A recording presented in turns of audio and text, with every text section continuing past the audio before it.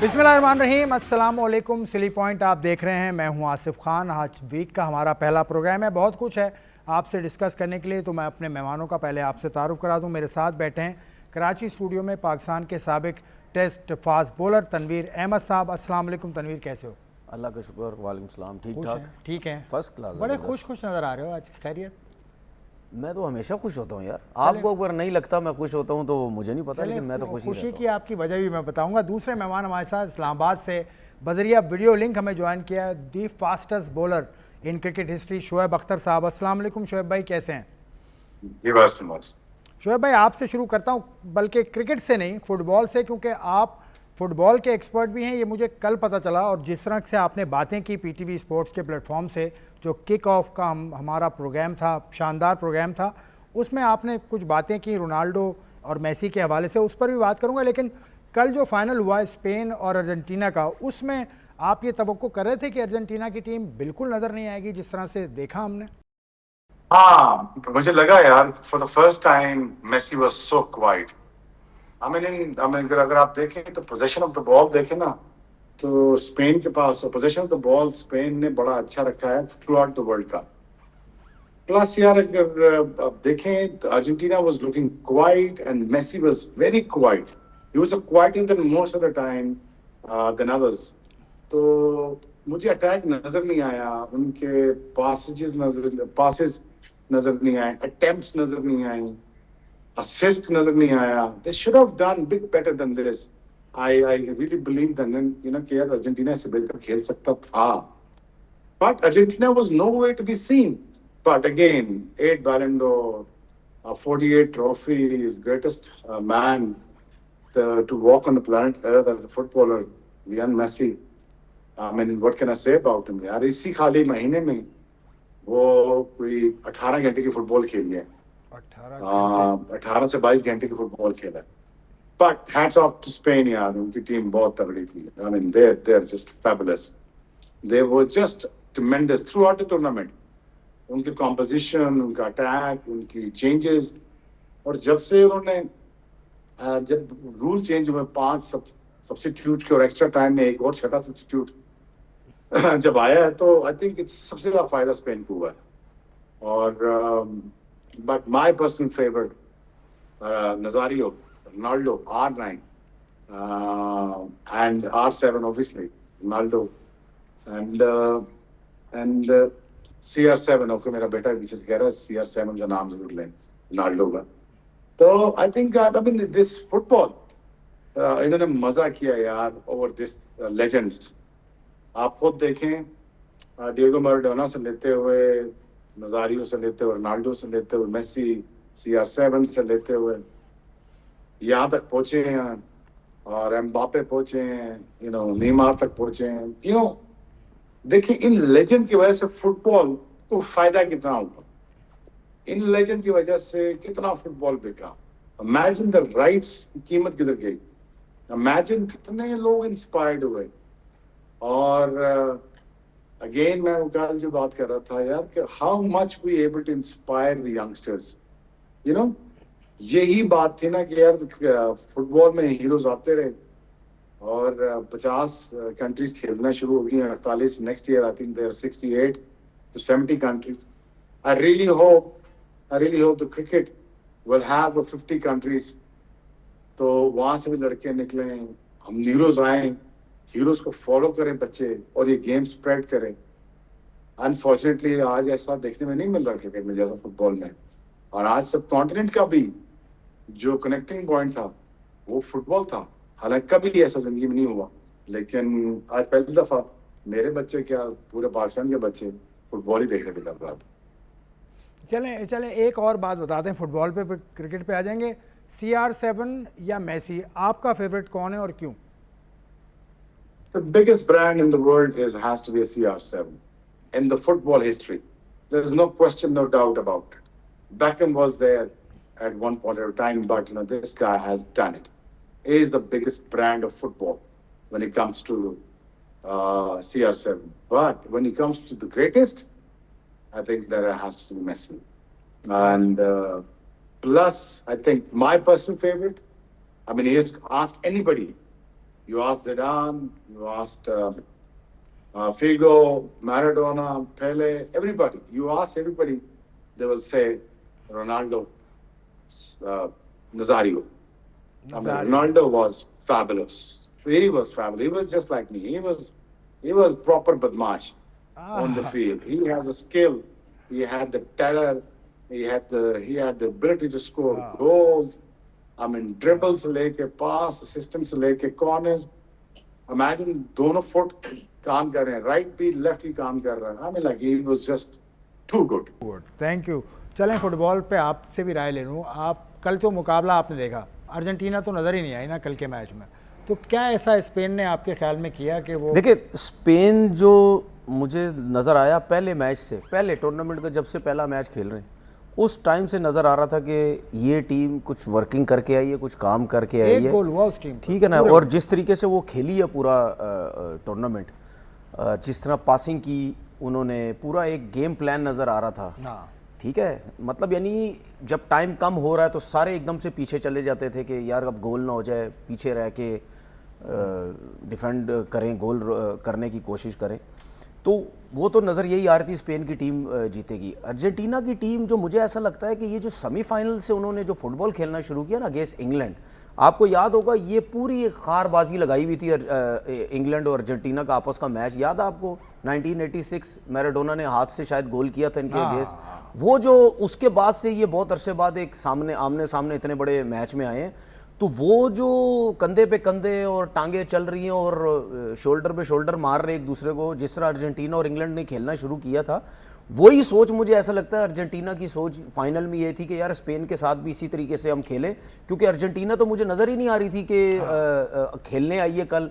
और मेसी तो बिल्कुल, मैंने ट्वीट भी की कल, 2 या 3 बार मैंने कल ट्वीट भी की, मैंने बोला यार ये जो एक्स्ट्रा टाइम मिला ये सिर्फ अर्जेंटीना के गोलकीपर की वजह से मिला है, वरना तो अर्जेंटीना को 6 गोल से कम तो गोल नहीं थे कल।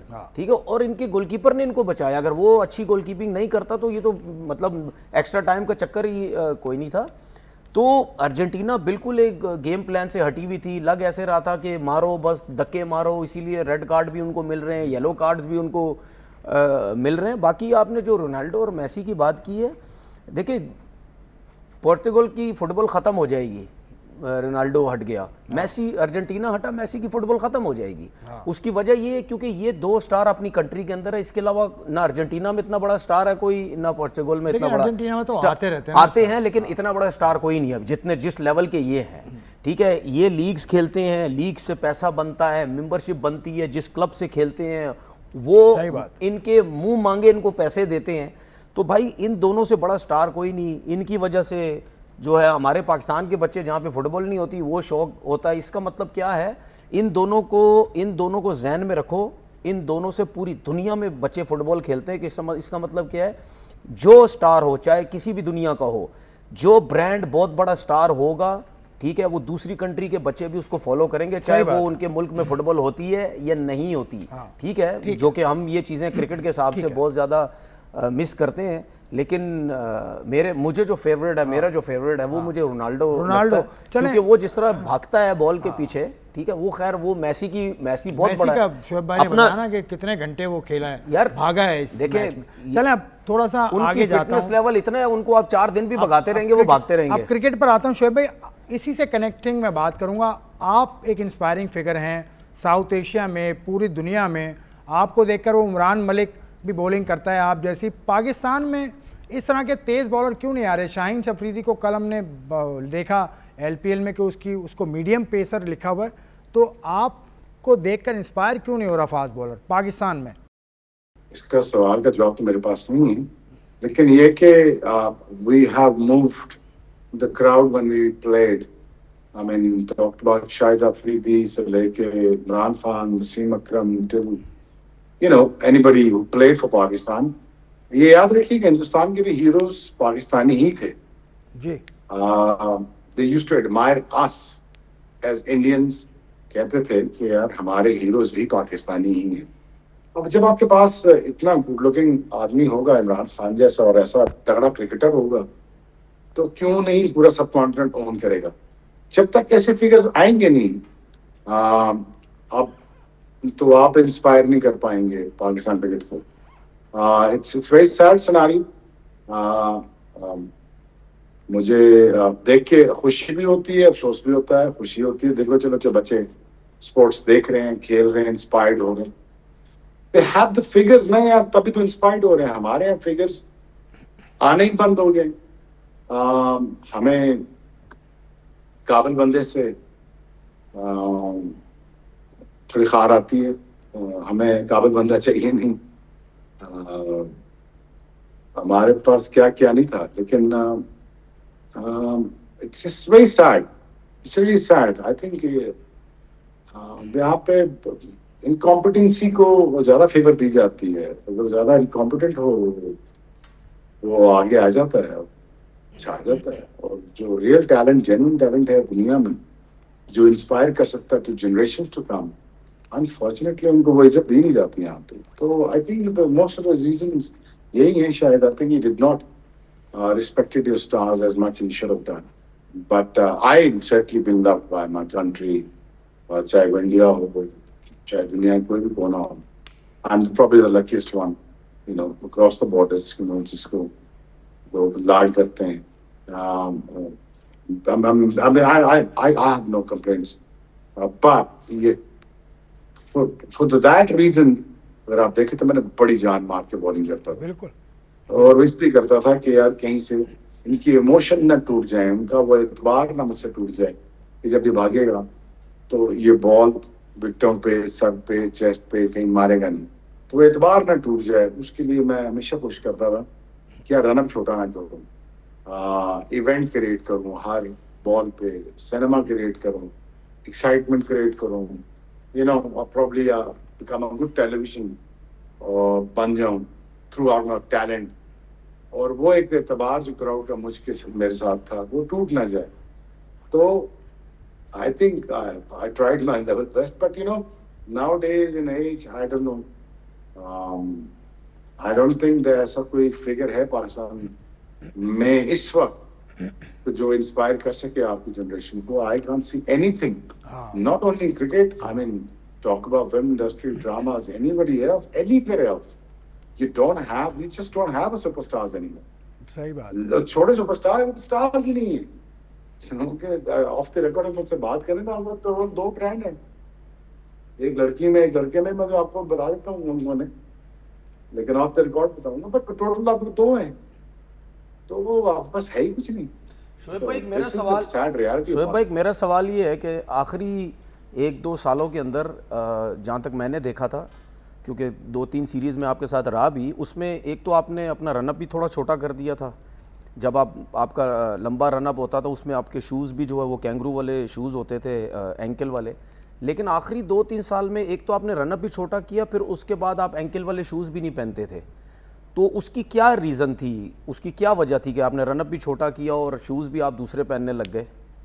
नहीं, उसकी रीज़न ये थी कि मैं तो 2007 कि वर्ल्ड कप में 2003 में रिटायरमेंट होना चाह रहा था, रिटायर्ड हो चुका था बाय द वे, ये शायद आपको पता नहीं। 2003 में क्रिकेट में छोड़ना चाह रहा था because I made a very difficult decision कि मैं 99 में मेरे दोनों घुटने टूटे हुए हैं, पसलियाँ टूटी हुई हैं, एक कॉलर बोन टूटा हुआ है, शोल्डर टूटा हुआ है। तो 99 के एंड की बात कर रहा हूँ। बाय द टाइम मैंने टीके शिक्के लगवा के ऑपरेशन करा के मैं 1.5 साल बाद कम बैक किया न्यूजीलैंड में, आपको याद होगा। 5 आउट किए, फिर मेरा हैमस्ट्रिंग फट गया, क्वाड्रिसेप फट गया, मेरा क्वाड्रिसेप लंबोरस फट गया, साइड वाला फट गया। तो 2003 में मैंने बड़े मुश्किल से मैंने कोशिश की कि मैं ट्रेनिंग कर बॉलिंग एलिगेशन, चेकिंग एलिगेशन करते कराते एक ही 3-4 सालों में तो मैं 2003 का रिटायर होना चाह रहा था। Then my mother told me say यार एक आधा साल पाकिस्तान की ओर खेल ले 2004 का या 5 का, एंड देन कॉल्ड ऑफ। तो कोशिश करी, तकलीफ बर्दाश्त कर। By the time 2007 हो जाए तो आई वाज कम्प्लीटली डन। मेरे जिसमें अंदर बिल्कुल कोई जान नहीं थी। मैं छोड़ चुका था बिकॉज वर्ल्ड कप से मुझे वापस भेज दिया था, सैड इंसिडेंट। वो मैं पीक पे बॉलिंग कर रहा था उस वक्त, अच्छा था। अगर वही एक आधा साल मेरा लग जाता तो शायद things would have been different. मैं शायद 15-20 टेस्ट मैच और खेल जाता। बट 2009 में मुझे जबरदस्ती शाहिद ने, अफरीदी ने रखाया टीम में, कोशिश की कि यार ये थोड़ा कर ले, थोड़ा खेल ले, फिर अच्छी ऑनरेबल रिटायरमेंट ले ले। देन मैं 2009 में टीम में आया, पाकिस्तान वर्ल्ड कप जीता, उसके बाद आया। बट मैं जब रिटायरमेंट देने लगा, आमिर और आसिफ का वो आ गया मसला। तो then I been requested by the many players कि यार अब ये साल खेलना पड़ेगा तुझे। तो फिर मैंने रन अप छोटा कर दिया, बूट छोड़ दिए, टांग टूटी हुई थी, आई वाज लिम्पिंग, मुझसे चला भी नहीं जा रहा था। But since we didn't have the bowlers, thank God for that, फिर वहाब आ गया तो he replaced me in the world cup. तो इजी था because I was just like completely done. तो इट वाज जस्ट लाइक लेकिन शोएब भाई 2011 में जब सेंट्रल कॉन्ट्रैक्ट अनाउंस हुए तो उस टाइम हम न्यूजीलैंड में थे। तो जब आपका नाम सेंट्रल कॉन्ट्रैक्ट में आया था तो वहाँ पे काफ़ी लोग खुश नहीं थे कि यार ऐदा ना फिर सेंट्रल कॉन्ट्रैक्ट भी आ गया। 2011 की बात कर रहा हूँ।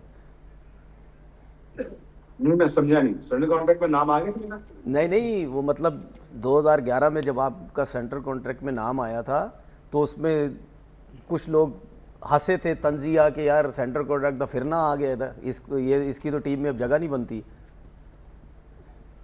मेरी ना। हाँ, तंजिया मेरी जगह नहीं बनती ना। तंजिया लोग हंसे थे कि यार इसका फिर सेंट्रल कॉन्ट्रैक्ट में नाम आ गया। अच्छा, मैं आपकी बात सवाल समझ नहीं आया, but I didn't deserve to be in the team back then, I be very honest with you. लेकिन मैं फिर भी उस पे 145 150 बॉलिंग कर रहा। बिल्कुल। बट यू नो, मुझे ये थॉरी लगा जब आसिफ आ गया, आमिर आ गया था, many other fast bowl Wahab was there. I think I didn't deserve to be in the team ठीक है, सिंस 2007। तो बट वो सर्कमस्टांसेस पे मुझे खेलना पड़ गया। तो I think I be very honest with you know, जब आपका प्राइम, मेरा प्राइम वही था 98 99, प्रॉब्लम एक आधा साल वही था मेरा prime, but the rest was just a share struggle. अगर आप मेरी वीडियोस पुरानी उठा के देखना शुरू करेंगे तो आपको लेंथ लगना शुरू हो जाएगा। अपार्ट फ्रॉम 98 से 99 तक वो लिम्प नजर नहीं आएगा, बाकी आपको लिम्प नजरना शुरू होता है, लगना शुरू हो गया था। सो बट मेरा ये ख्याल था कि जब बच्चे नए आ जाए, जब they were a fantastic fast bowler, Amir था, आसिफ था, वहाब था, समी था, तनवीर है, ही इज लाइक वर्कलोड बहुत लेता था। तो I think I be honest with you, मुझे I never deserve to be in the team. So मुझे लगता था यार कि इन बच्चों को खेलना चाहिए और इनको जाना चाहिए, बट सर्कमस्टांसेस ऐसे बनते गए कि मुझे ड्रैग ऑन होना पड़ा। ठीक है शोएब भाई, आपका ये बड़ापन है कि आप मान रहे हैं कि आपको नहीं खेलना चाहिए, लेकिन 2011 खेले और क्या खूब खेले। आपका बहुत शुक्रिया। अगले प्रोग्राम में फिर आपको हम बुलाएंगे अपने प्रोग्राम में। तनवीर भाई, फास्ट बॉलर्स इंजरी इतना परेशान कौन, लेकिन 2011 में वहाब रियाज ने इन्हें रिप्लेस किया था। वो शायद इंडिया का मैच, शोएब भाई शायद मेरी बात सही समझ नहीं सके। ये जो इंजरीज की बात कर रहे थे ना 2007 8 9 में मुझे इंजरीज के मसले हो गए थे इस किस्म के। तो जब हम 2011 में थे, सर्किल में हम खड़े हुए थे सब, तो उस टाइम सेंट्रल कॉन्ट्रैक्ट की बात हो रही थी। तो सेंट्रल कॉन्ट्रैक्ट में शोएब भाई का नाम आया था उस वक्त। तो कुछ लोगों ने एक तंजिया हंसी थी कि यार अनफिट है फिर ना आ गया था सेंट्रल कॉन्ट्रैक्ट में। जो लोग इनको अगर बाहर करना चाह रहे थे उस वक्त, तो वो इस किस्म की कोई चीज़ वहाँ पे हुई थी। तो वो मैंने इनसे बोला था कि कुछ लोग तो चाहते थे आप टीम में ना हो, लेकिन फिर भी आप जो है सेंट्रल कॉन्ट्रैक्ट में आपका नाम आया। तो उसके बाद जो भी वो न्यूजीलैंड की सीरीज़ खेले। खैर बात ये है कि इस इंजरी के साथ मेरे ख्याल में जिस तरह इन्होंने क्रिकेट खेली है, तो वो तो हर कोई मानता है इस चीज़ को कि यार इतनी बड़ी इंजरी में इतनी क्रिकेट खेलना ये बहुत बड़ी बात है, बहुत बड़ी बात है। चले हम आगे भी चलेंगे। प्रोग्राम का अगले मरहले में आपसे फिर मुलाकात होगी, तो उसमें हम बात करेंगे पाकिस्तान ने प्रैक्टिस मैच अभी जारी है पाकिस्तान का वेस्ट इंडीज़ की 11 के साथ, क्योंकि पहला टेस्ट मैच होगा उसकी तैयारी के लिए। तो उसमें बड़ा कारनामा हुआ जो जिसकी वजह से तनवीर साहब को मैंने शुरू में कहा भी था। वो सारी बातें करूँगा एक ब्रेक के बाद।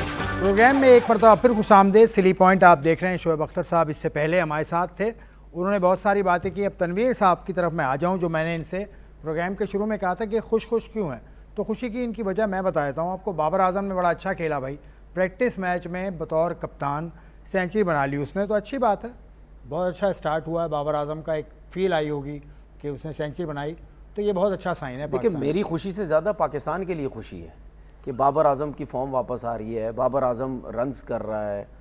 अब इसमें बाबर ने भी 100 किया, आज़ान अवेश ने भी 100 किया, 70 किए, अब्दुल्ला फजल ने भी 70 किए, शान मसूद ने, अब्दुल्ला फजल ने 50 किए, 40-44 रन रिजवान ने भी किए, सलमान ने भी किए, सब ने किए।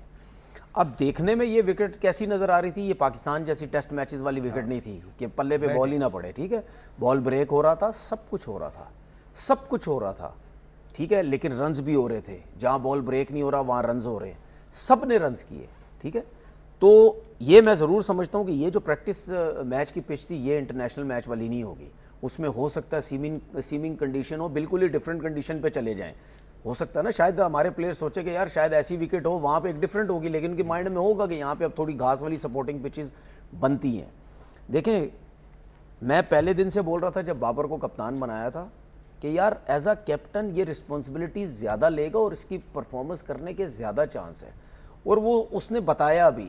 लेकिन मैं फिर भी ये समझता हूँ कि ऐसा नहीं है कि जो मैं बोल रहा हूँ शायद इंटरनेशनल मैच में ऐसा हो जाए, उसका प्रेशर कुछ और होता है। लेकिन प्रैक्टिस मैच में भी ठीक है, उसने 100 किया बहुत अरसे बाद, ये बहुत बड़ी बात है। ठीक है, इसका मतलब क्या है कि वो रिस्पॉन्सिबिलिटी लेता है, उसको पता है मैं कैप्टन हूँ, मैंने टीम को लेके चलना है। और ये बात पहले से भी यही चीज़ थी, जब इसको हटाया गया है यही सब कुछ था। वो तो रोना जो है, रोना पीटना किसी और चीज़ पे लगा ही रखा, लेकिन पहले भी यही सब कुछ था। जब ये कप्तानी सही कर रहा था, रन्स भी कर रहा था, सब कुछ था, सब कुछ यही हो रहा था। आज भी उसने यही शो किया कि यार मैं रिस्पॉन्सिबिलिटी लेता हूँ, मैं टीम को लेके चल सकता हूँ, मैं कप्तान हूँ, मेरी फॉर्म वापस आनी है। देखें, आपके लिए सबसे इंपॉर्टेंट चीज़ क्या है, मतलब पाकिस्तान के लिए सबसे इंपॉर्टेंट चीज़ क्या है? प्लेयर्स फॉर्म में हो, बाबर मेन चीज़ रन करे, जो आपका सबसे टॉप का प्लेयर है। अब उसको रन्स करने, उसने फॉर्म में कैसे आना है, ये हमारे लोगों को पता होना चाहिए। जो कि उसने बताया कि यार मेरे से ज्यादती हो रही थी, मैंने चले कप्तानी की, लेकिन उसके अंडर में होते हुए मैंने अब रन्स किए हैं। अब ये तो बात इंपॉर्टेंट है कि जब वो भी रन्स करता है, और तो ये भी तो बहुत अच्छी आप चीज देंगे ना, आकिब जावेद को क्रेडिट तो देंगे कि कप्तान बना दिया ना उसने। तो देखिए, आकिब जावेद की बात आप बार बार मेरे सामने ना लाया करो। नहीं, क्यों? मेरे सामने सिलेक्टर है भाई, मेरे सामने मत लाया करे। मैंने आपसे लास्ट शो में क्या बोला था? मैंने आपसे लास्ट शो में क्या बोला था? सरफराज का किरदार होगा, किसी एक का तो होगा। ठीक है, मैंने ये बात की है आपसे, खुद से खुद तो कप्तान नहीं बन गए। इनके बारे में मैं उस वक्त बात करूंगा जब ये मेरिट पे आए होंगे। ठीक है, बस मैंने बात कर दी, अब मैं आगे भी चल रहा हूं। जब मेरिट पे होंगे फिर मैं ये बात करूंगा। मेरिट पे कौन लाता है? दूसरी बात ये कि ये अच्छी चीज़ है कि पाकिस्तान के प्लेयर जो है वो रन्स कर रहे हैं, और तकरीबन 455 रन्स इन्होंने किए। ये बहुत अच्छी चीज़, बहुत अच्छी बात कि बैटिंग की प्रैक्टिस भी हो रही है, लंबे लंबे रन्स भी हो रहे हैं, और ज़रूर जब टेस्ट मैच स्टार्ट होगा तो फ़ायदा भी होगा। और सबसे इंपॉर्टेंट चीज़ ये होती है कि जब आपका कप्तान, मेन चीज़ जो आपका कैप्टन रन्स करे। और हमें ये जो इस वक्त बैटिंग लाइनअप नज़र आई है, ये जो प्रैक्टिस मैच में भी है, ज़्यादा चांसेस मुझे यही लगते हैं कि यही नंबर होगा इस बैटिंग का। चलें, आज हमें एक नए गेस्ट ने ज्वाइन किया, उनका तारुफ भी करा दूं। पाकिस्तान के लिए एक ही टेस्ट खेला, लेकिन पाकिस्तान की क्रिकेट के साथ बड़े अरसे से जुड़े हुए हैं। पाकिस्तान की डोमेस्टिक क्रिकेट पे बहुत गहरी नज़र होती है। आप पीटीवी स्पोर्ट्स के प्लेटफॉर्म से इनको देखते भी हैं। इनके तजिए गो के धीमे अंदाज में करते हैं, अनलाइक तनवीर अहमद जो शोर से बात करते हैं। बाजिद खान साहब की बात कर रहा हूँ, एक बहुत बड़ा क्रिकेटिंग फैमिली से इनका ताल्लुक़ है। बाजिद खान साहब, अस्सलाम वालेकुम, वेलकम टू सिली पॉइंट। वालेकुम सलाम, आपको भी और तनवीर को भी सलाम। आसिफ भाई, जब भी मैं शो पे आता हूँ ना, तो पहले आपको अप्रिशिएट करता हूँ कि आप टैंगो को ऐसा संभालते हैं इतनी देर, इतने अरसे से। तनवीर की जो आउटस्टैंडिंग बातें हैं वो बड़े बड़े हिल जाते हैं, लेकिन आप माशाल्लाह ना बहुत ज़बरदस्त कंडक्ट करते हैं शो। ये जो बाजीद आपने बात बोली, ये मैं समझ गया था आपने ज़रूर बोलनी है, क्योंकि इन्होंने आपको जो एक नुकता दे दिया ना कि तनवीर ज़ोर से बोलता, आप बड़े से, मुझे पता था आपने ये सब कुछ बोलना। और आप ये मत समझे कि ये मुझे बर्दाश्त करते हैं, भाई मैं भी इनको बहुत बर्दाश्त करता हूँ। लेकिन तनवीर, एक बात ज़रूर है, मैंने उस दिन वीडियो देखी जब जवानी में तनवीर बॉलिंग करता था ना, तो जब जोर लगाता था तब वो ग्रांट जो मुंह से निकलती थी ना आवाज, जोर लगाने की, वो एक आधी दफा निकलती थी। अब हर बॉल पे निकल रही है, ये क्या वजह है? देखिए वो उस वक्त वो क्रिकेट की बात थी। ये यहाँ पे जो है ना, यहाँ जब मैं देखता हूँ ना कि बहुत सी नाइंसाफियां ज्यादतियां होती हैं, और आपको पता है कि मैं यहाँ बैठा ही इसीलिए हूँ कि ये चीज़ों को कवर कर सकूँ, किसी के साथ ज्यादती ना हो। तो उसकी वजह फिर यही होती है कि हर शो में हर टाइम फिर मेरी आवाज़ ही ऐसे निकलती है। तो ये जब तक हिम्मत जान है तो निकलती रहेगी। बिल्कुल। और वो क्या था कि नींद नहीं आती, किस चीज, नींद की गोली कौन सी है यार? वो नींद मुझे वो जो है ना, अब आप दोबारा ना मुझसे निकलवाएं। आपने अच्छा खासा वो देख लिया, आपको पता भी चल गया है, उसके बगैर गुजारा नहीं है हमारा। अच्छा बाजिद, आप थोड़ी सी इनके साथ ज्यादती तो नहीं कहूंगा, थोड़ा सा इनको पिंच आपने कर दिया। आपने कहा जवानी में, ये तो अभी भी जवान है, ये तो भागते हैं सर। बात सुन, और ये फिटनेस ट्रेनर्स को चैलेंज कर रहे हैं। ये देखिए आज बाजीद हमारे साथ शो में ना, देखे बात सुने, ये बाजीद जो है ना, ये हम क्रिकेट खेलते हुए भी बाजीद हमें नहीं छोड़ते थे। ये इसी तरह ही कुछ ना कुछ हमें बोलते रहते थे ग्राउंड में, कभी क्या, ये चलता रहता था हमारा। तो आपने कह दिया जवानी में, ये जवान तो अभी भी हैं, ये भाग रहे हैं, कितने इन्होंने जवान तो है, ग्राउंड में चले जाते हैं, कौन लगा के तो फिटनेस टेस्ट देना शुरू हो जाते हैं। यही तो इसके शौक हैं। बड़े बड़े लोगों ने रोका है, बड़े ऐसे नामवर खिलाड़ी हैं जिन्होंने तनवीर को रोका है, इसके अपने डिपार्टमेंट के लोगों ने रोका है। एक इनके मैनेजर हैं, हमारे बड़े अच्छे दोस्त हैं शादाब, वो इनको बड़ा समझाते हैं, लेकिन ये नहीं समझते। एक जगह हम शादी में मिले थे अभी कुछ दिन पहले, वहां भी बाजीद मिले थे। वहां भी बाजीद ने मुझे बोला कि यार बस कर दो, नहीं करो। मैंने बोला यार अभी फिटनेस करनी है, ट्रेनिंग करनी है, क्या करें अब। तो अभी ये नया जो आपने एक ये जो देखें, बात सुने, अभी बाजीद शायद आपने देखा ना हो, ये मैंने अब मेरा जो तनवीर सेज है, नहीं तनवीर सेज वीलॉग में डाला, ये 30 मिनट की मेरी वीडियो है, वो मैंने बना के अपने पाकिस्तान के पूरे ट्रेनर्स को मैंने चैलेंज किया है। वो चैलेंज ये किया है, मैंने बोला चल ये वीडियो बना देता हूँ, इससे पहले ज़बानी बोलूँ बातें करता है, ये करता तो कुछ है नहीं है। तो वो मैंने वीडियो बनाई है। एक कुछ अरसे पहले एक पाकिस्तान के लिए डोमेस्टिक या प्लेयर्स के लिए एक टेस्ट आया था, 20 मीटर पे कौन रखनी थी, 10 सेकंड आना जाना और 10 सेकंड का रेस्ट है। 10 सेकंड आना जाना, 10 सेकंड का रेस्ट है। ये परसों माशाल्लाह मैंने 100 दफ़ा किया है, 100 दफ़ा आना जाना, रेस्ट 100 दफ़ा आना, ये 100 दफ़ा कंटिन्यू किया है। और ये पाकिस्तान के ट्रेनर्स को मैं चैलेंज करता हूँ, 2-3 भी कर जाएं बहुत बड़ी बात है। उसकी वजह ये है क्योंकि ये इनके हाथों में आप पेन और पेपर आ गए हैं। ये मुझे फिटनेस का मसला नहीं है, टेस्ट लें। ये जो फेल करती है ना, फेल, इस पे मुझे बहुत ज्यादा गुस्सा आता है। और जो लोग इनके पीछे हैं, जो इनको आगे ग्राउंड में भेज देते हैं, जाएं जी डिपार्टमेंट के लड़कों के टेस्ट लें, रीजन के लड़कों के टेस्ट लें, ठीक है, फेल कर दो जाके। मतलब यानी एक तो वो ट्रेनर जो 8-8, 6-6 वीडियोस बना के वो सोशल मीडिया में डाल रहे कि ऐसे करवाओ, खुद तो 1-1 मिनट आप लोग कर नहीं रहे, खुद तो पहले करो 1-1 मिनट, ठीक है, उसके बाद जाके फेल करते हैं। भाई फेल का कोई नहीं होता, आप टेस्ट लें, अंदाजा लगाएं कि हाँ यार किस लड़के की कितनी फिटनेस है, उसमें इंप्रूव करने की कोशिश करें। तो वो मेरे दिमाग में लगी जाके, मैंने बोला इनको बताता हूँ, ये इतने फिट हैं सारे ट्रेनर, आओ तो सही जरा, ये 100 दफा करके बता दो। जितने बड़े ट्रेनर है ना, मुझे लग पता जाएगा कितनी ये ट्रेनिंग करते हैं। बाजिद, क्योंकि आप डोमेस्टिक क्रिकेट को बहुत अच्छी तरह समझते हैं, ये फिटनेस का जो कल्चर आया है, ये अब नीचे तक आ गया है, यानी रीजन में और डिपार्टमेंट्स के अंदर भी। पहले तो ये बताइए कि डिपार्टमेंट्स को कंट्रोल करना चाहिए पीसीबी को, क्योंकि तनवीर से इससे पहले बात हुई है, तनवीर कहते हैं नहीं, क्योंकि डिपार्टमेंट पैसा खर्च करते हैं तो वो अपनी फिटनेस वगैरह खुद करें। डिपार्टमेंट पे कंट्रोल करना चाहिए पीसीबी को या नहीं, पहला सवाल ये है। देखिए आसिफ भाई, मैं तो बड़ी देर से, जब से मैं ये टीवी कर रहा हूँ, बड़ी देर से, आपको भी पता है कि मेरा तो जो सबसे पहला सब्जेक्ट है वो डोमेस्टिक क्रिकेट ही है। अब मसला ये है कि हम पैरामीटर्स लगा देते हैं। अब आप जैसे फिटनेस के पैरामीटर्स हमने कहीं से बाहर से या अपने पैरामीटर्स लगा दिए हैं, लेकिन जो दुनिया में जो क्रिकेट के स्ट्रक्चर है वो हम नहीं लगा पा रहे।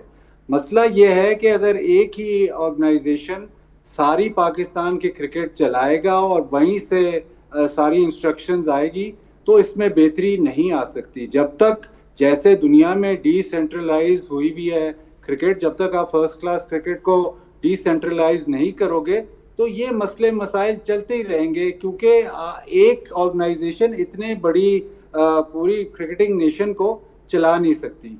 और दूसरी बात आसिफ भाई, एक जो मैं इधर बात करना चाहता हूँ वो ये है कि हम फर्स्ट क्लास क्रिकेट को अभी तक हम उसको प्रोफेशनल क्रिकेट नहीं मानते।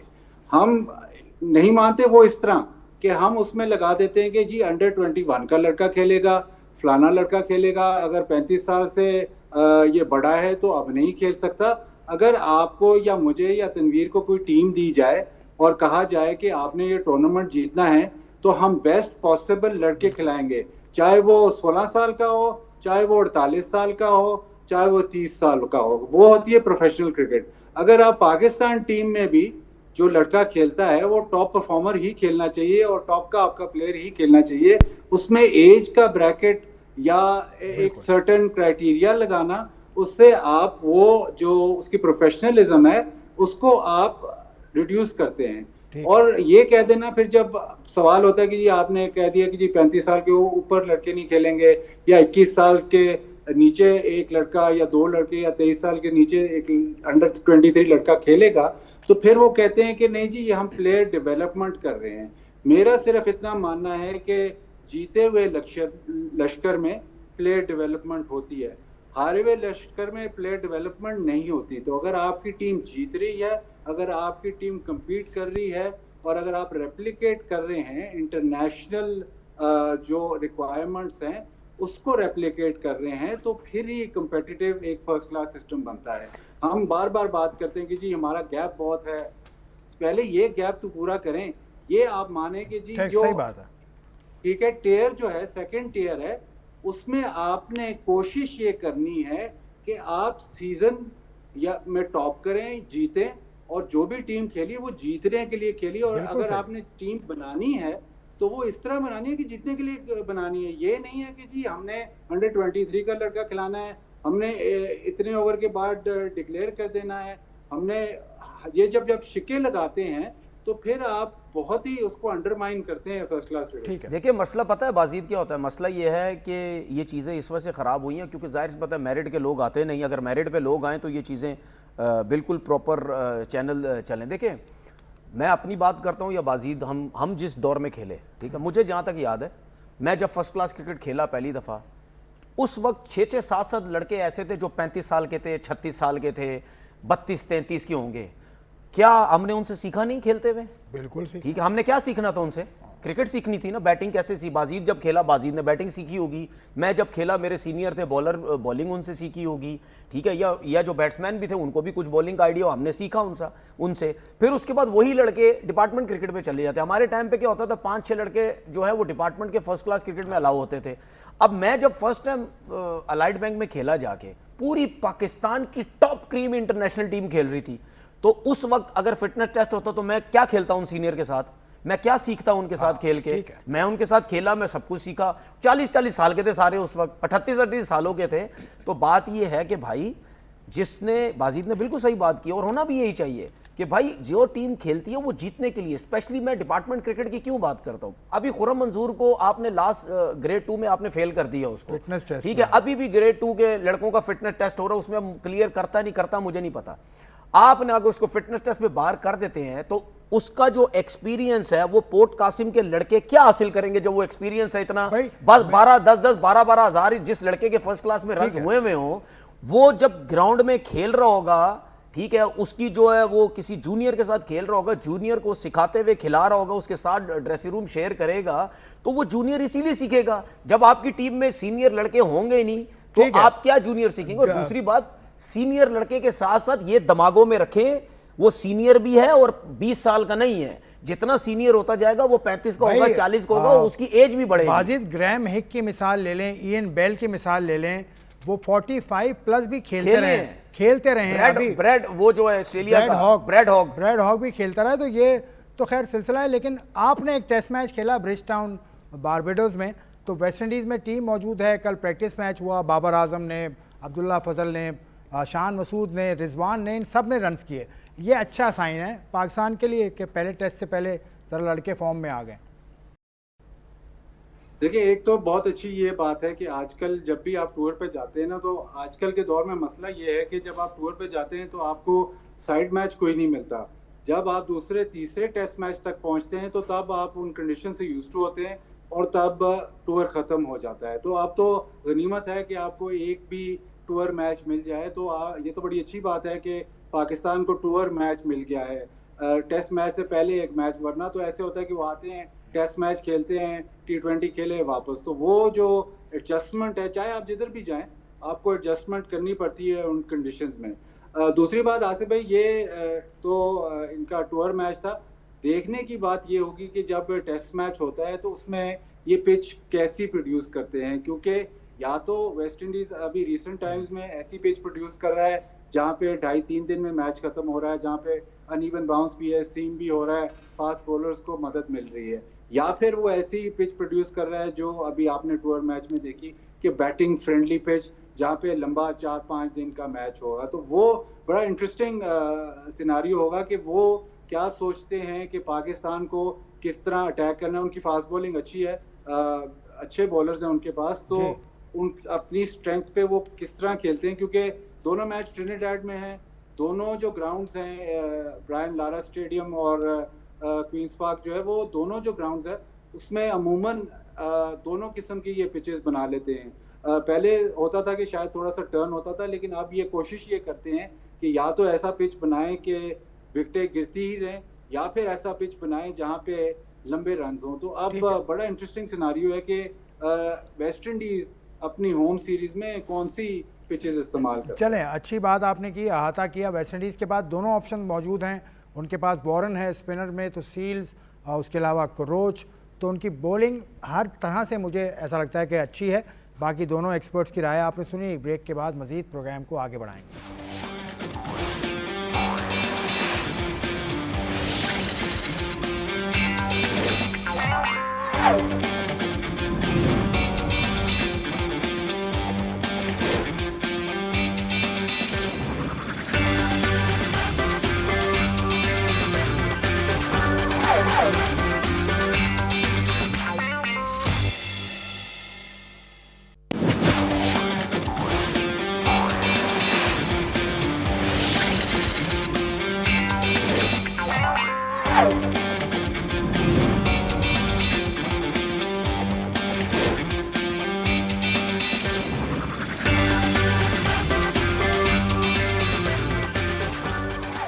Welcome back to sleep point. Bajid Khan की बात आप सुन रहे थे, तनवीर अहमद की बातें आप सुन रहे थे। तनवीर, फिटनेस के ऊपर ही बात करते हैं। डिपार्टमेंट्स को मैंने उनसे सवाल किया था कि डिपार्टमेंट्स पे कंट्रोल, तो उन्होंने जवाब दिया रीजन पे तो कंट्रोल कर सकता है ना पाकिस्तान क्रिकेट बोर्ड, या रीजन भी दूसरे मुल्कों की तरह इंग्लैंड में जो एक काउंटी होती है उसका एक चीफ होता है और काउंटी ही अपने निज़ाम चलाती है।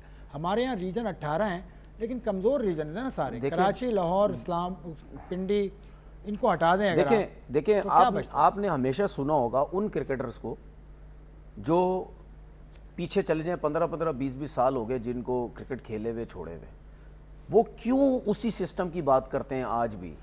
क्योंकि उन्होंने वो सिस्टम भी देखा खेल के, और यहाँ आंखों से देखा।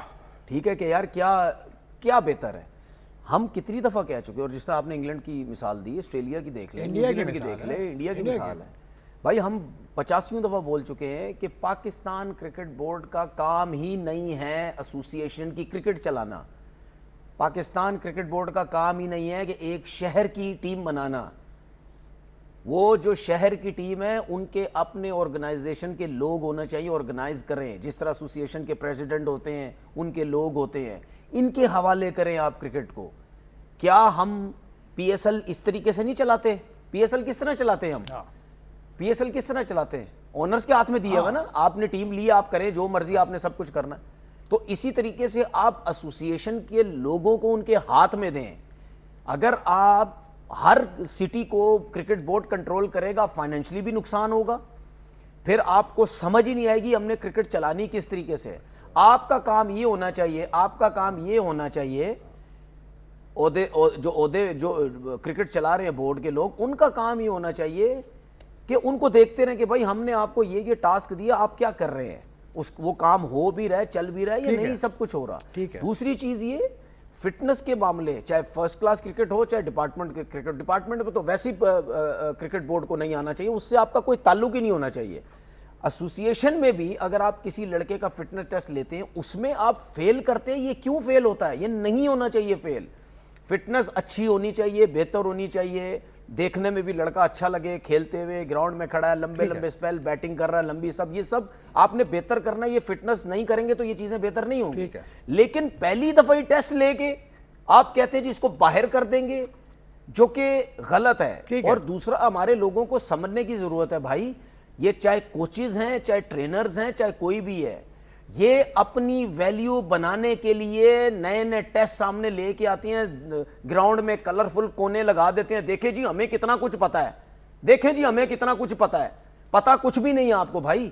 आप क्यों नहीं लोगों को समझाते कि नहीं यार, फर्स्ट टाइम नहीं किसी को बाहर करना, उसकी इंप्रूवमेंट लेके आनी है। यहाँ बाहर कर देते हैं अपनी दुकान चमकाने के लिए। ग्रेजुअल इंप्रूवमेंट की जरूरत है। तनवीर ने बहुत सरत के साथ, बहुत अथॉरिटी के साथ बात की। बाजिद, आपकी तरफ आऊँगा, उसी टेस्ट मैच की तरफ आऊँगा, क्योंकि आप मौजूद नहीं थे हमारे साथ इससे पहले प्रोग्राम में। कप्तानी चेंज हुई है टेस्ट मैच की, तो ये अच्छा साइन है कि एक बड़ा प्लेयर पाकिस्तान की कप्तानी करेगा, बाबर आजम, या उसने कप्तानी लेकर आपके ख्याल में ठीक नहीं किया? देखिए, शान मसूद बड़ा अच्छा मतलब प्लेयर है, लेकिन उसको अब काफ़ी अरसा हो गया था कप्तानी करते हुए, और असल जो मसला था, कोई इम्प्रूवमेंट नज़र नहीं आ रही थी। मैं ये नहीं कि रिजल्ट्स की बात नहीं कर रहा, अगर आप गौर से कोई मैच देखते तो उसमें टैक्टिकल इम्प्रूवमेंट या कोई प्लान चेंज किया हो कहीं पे, बड़ी ऐसे मतलब ऐसी कप्तानी थी जो कि मैं भी शायद कर लूँ कि बस ऐसी फील्ड सेट कर ली और बस करते जाओ बॉलिंग। टेस्ट मैच वो जीत रहा था जहाँ पे दोनों स्पिनर्स ही, एक एंड से नुमान और दूसरे एंड से साजिद बॉलिंग कर रहा है, बस करते जाएं तो टेस्ट मैच जीत रहे। उसके अलावा जब पार्टनरशिप्स लग रही थी तो प्रॉब्लम्स आपको नजर आ रही थी, तो कप्तानी चेंज होना बहुत ज़रूरी था। जब बाबर पहले कप्तान बना था तो शायद बात हुई थी कि थोड़ा सा उसके लिए अर्ली था। अब होपफुली ज़्यादा, ज़ाहिर टाइम के साथ बंदा मैच्योर हो जाता है, अब ज़्यादा बेहतर कप्तानी वो हैंडल कर सकेगा। एक चीज़ थोड़ी सी मतलब इसमें जो उसके लिए थोड़ा सा प्रॉब्लम वो ये होगा कि अमूमन जब आप कप्तान किसी को बनाते हैं ना, तो वो अपनी पीक फॉर्म में होता है, और जब आप उसकी कप्तानी का अगर रिकॉर्ड देखें ना, बाबर का उसकी बैटिंग का रिकॉर्ड तो बहुत ही ज़बरदस्त है। लेकिन अब जब उसको कप्तानी मिली है तो प्लेयर तो बहुत अच्छा है, मैं उस पर तो कोई डाउट नहीं है, लेकिन वो जो पीक है वो अभी नहीं है। होपफुली कि अब वो जब कप्तान है उसके साथ उसकी बैटिंग पीक दोबारा आ जाए, वो एक चैलेंज ज़रूर है। लेकिन अगर आप और ऑप्शंस अगर आप देखें इस वक्त, अगर शान को आपने हटाना है कप्तानी से, तो और ऑप्शन आपके पास थी ही नहीं, और बाबर के अलावा आप शायद किसी पे नज़र जाती भी नहीं। साउथ शकील पे थोड़ी सी बात हो रही थी, लेकिन वो भी थोड़ा सा पिछले 5-6 महीने में थोड़ा सा उसकी जो फॉर्म है वो उस तरह नहीं रही। तो बाबर आउट ऑफ फॉर्म हो या इन फॉर्म हो, उसका टीम में सारे प्लेयर्स जो हैं वो उसकी रिस्पेक्ट करते हैं, उसको मतलब उसको लुक अप करते हैं। तो ये 2-4 फैक्टर्स हैं जो उसके हक में जाते हैं। चलें ठीक है बाजिद, अगले प्रोग्राम तक के लिए आपसे चाहेंगे इजाज़त। बड़ी अच्छी तरह से आपने हर मामले पर रोशनी डाली। तनवीर, आपका भी पॉइंट ऑफ व्यू ये, मतलब क्रिकेटर एक ही तरह से सोचते हैं मेरे ख्याल से, क्योंकि बाबर को जो उन्होंने बोला पीक फॉर्म में, हर क्रिकेटर एक जैसा नहीं सोचता। आई थिंक मेरे ख्याल में जो बेहतरी की तरफ ज़्यादा बात करते हैं वो मेरे ख्याल में ज़्यादा सोचते हैं।